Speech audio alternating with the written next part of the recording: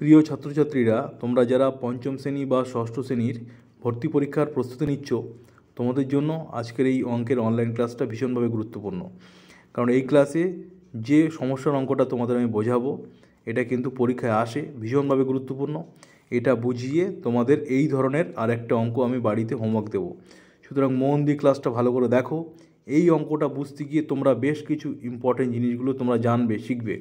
সুতরাং বিশেষভাবে দেখবে ক্লাসটা মনোযোগ দিয়ে। দেখো, প্রথমে প্রশ্নটা পড়ছি একবার। কত টাকার 12.12% খরচ করলে 320 টাকা হয়? আবার বলছি, কত টাকার 12.12% খরচ করলে 320 টাকা খরচ হয়? তা কীভাবে করতে হবে এবার দেখো। দেখো, কত টাকার বলেছে, কত টাকা।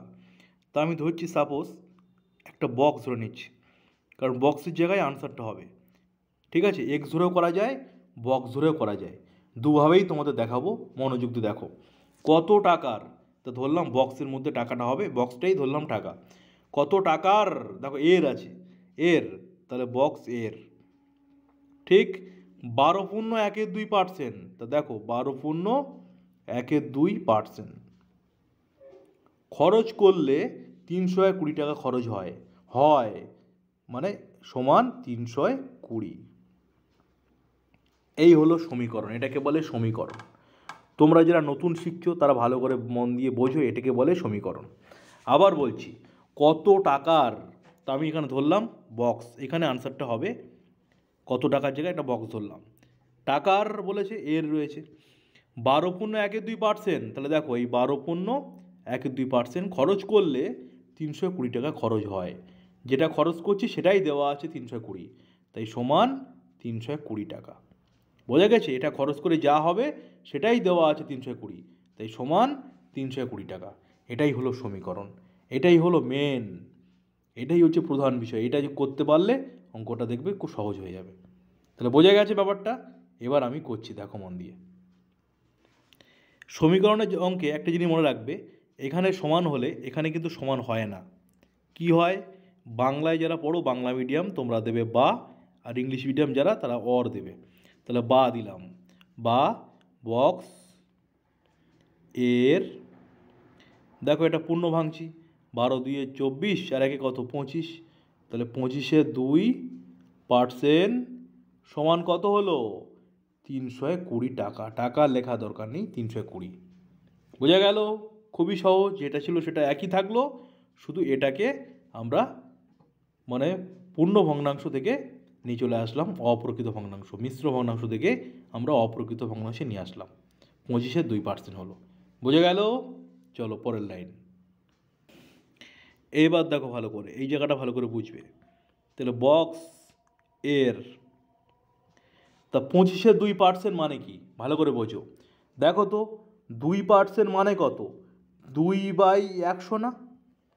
মানে পার্সেন্ট থাকলে 100 দিয়ে কী করলাম? ভাগ করলাম না? তাহলে এখানে পার্সেন্ট আছে মানে কি, এটা 100 হবে না? তার মানে কি হবে? 25/2 হবে, তাই না? আর 25/100 মানে কি? 25/2, এখানে 100-র নিচে কিছু নেই মানে 1 থাকে। তোমাদের বারবার বলেছি যে কোনো নাম্বারের নিচে কিছু নেই মানে 1 থাকে। তাহলে এই ভাগটা কী হয়? গুণ হয়, হয়ে উল্টে যায়, 1/100 হয়, তাই না? তার মানে কি দাঁড়াচ্ছে? তার মানে দেখো 25/2 গুণ 1/100 মানে কি, 100টা চলে আসবে 2-এর পাশে গুণ হয়ে চলে আসবে। ব্যাপারটা বোঝা গেছে? আবার বোঝাচ্ছি, ভালো করে দেখো, এই জায়গাটা বোঝার বিষয়। দেখো 25% মানে কি ভালো করে দেখো, 25/2 ভাগ 100, একদম ভেঙে ভেঙে দেখাচ্ছি তোমাদেরকে। তাহলে 25/2, আর এখানে কোনো সংখ্যার নিচে কিছু নেই মানে 1 থাকে, আর ভাগটা কী হয়ে যায়? গুণ হয়ে উল্টে যায়, 1/100। তার মানে কি হলো?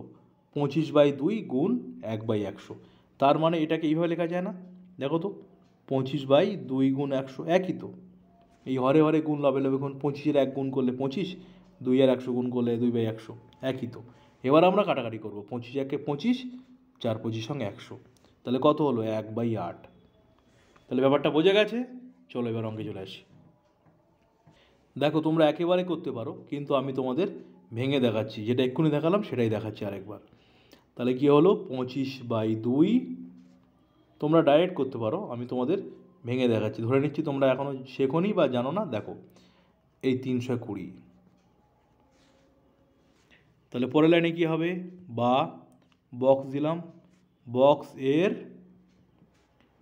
25/2 ভাগটা কী হয়ে যাবে, গুণ হয়ে যাবে।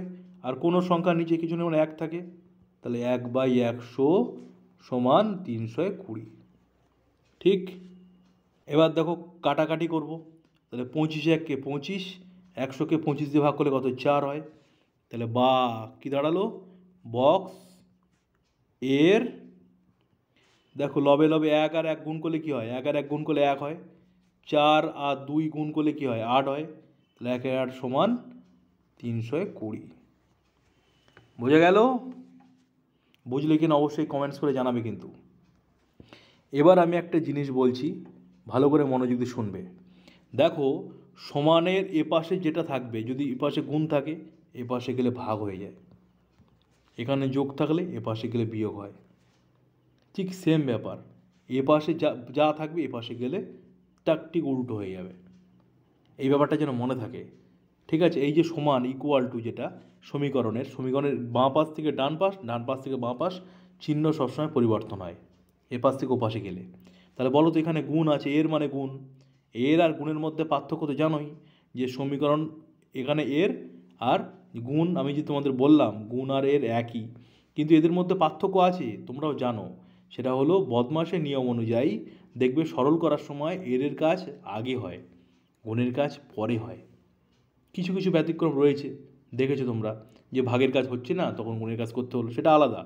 কিন্তু মনে থাকে যেন এর কাজ আগে হয়, ভাগের কাজ বা গুণের কাজ এগুলো কিন্তু পরে হয়।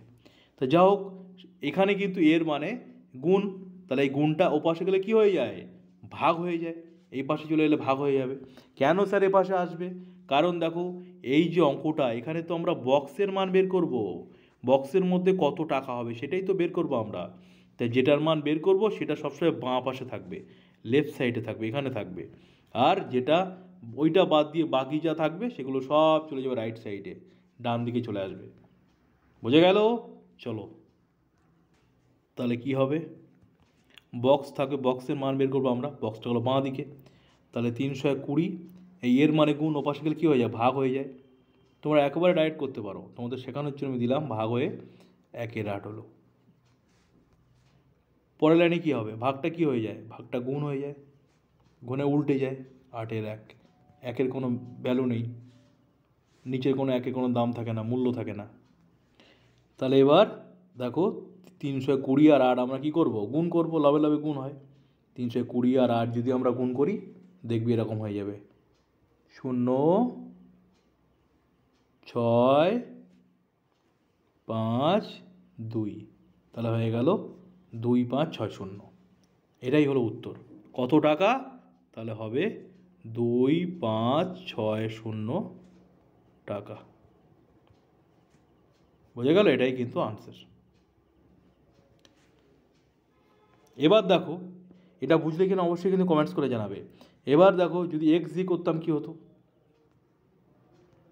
দেখো যদি এক্স দিয়ে করতে সবটাই একই হতো, শুধু বক্সের জায়গায় হতো এক্স, এখানে এক্স, এখানে এক্স, এখানে এক্স, এখানে এক্স, এখানে এক্স, এখানে এক্স দিয়ে এক্সের মানটা, ভ্যালুটা বেরোতো, মানটা বেরোতো, এক্সের মান হয়ে যেত 2560 টাকা। তাহলে তোমরা এক্স ধরেও করতে পারো, বক্স ধরেও করতে পারো, যেভাবে করো না কেন প্রসেস বা পদ্ধতি কিন্তু একই। সুতরাং এটা কিন্তু ভেরি ভেরি ইম্পর্টেন্ট ছিল, সমস্যার অঙ্ক, শতকরা থেকে পরীক্ষা আসে 2 থেকে 3 নাম্বারের। এটা বুঝলে কি না অবশ্যই কিন্তু তোমরা কমেন্টস করে জানাবে, আর ভালো লাগলে লাইক দেবে, তাহলে আমি বুঝবো যে তোমাদের ভালো লেগেছে, তোমরা বুঝেছো। এবার আমি এরকম ধরনের আরেকটা তোমাদের হোমওয়ার্ক দিচ্ছি, সেটা তোমরা বাড়িতে করবে, করে আনসারটা কমেন্টস করে জানাতে পারো বা আমার হোয়াটসঅ্যাপ নাম্বারে পাঠাতে পারো, আমি চেক করে দেবো। চলো কোশ্চেনটা লেখো।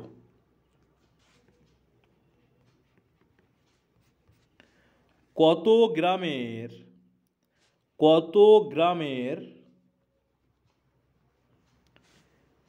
33.1 3% খরচ করলে 14 গ্রাম থাকে।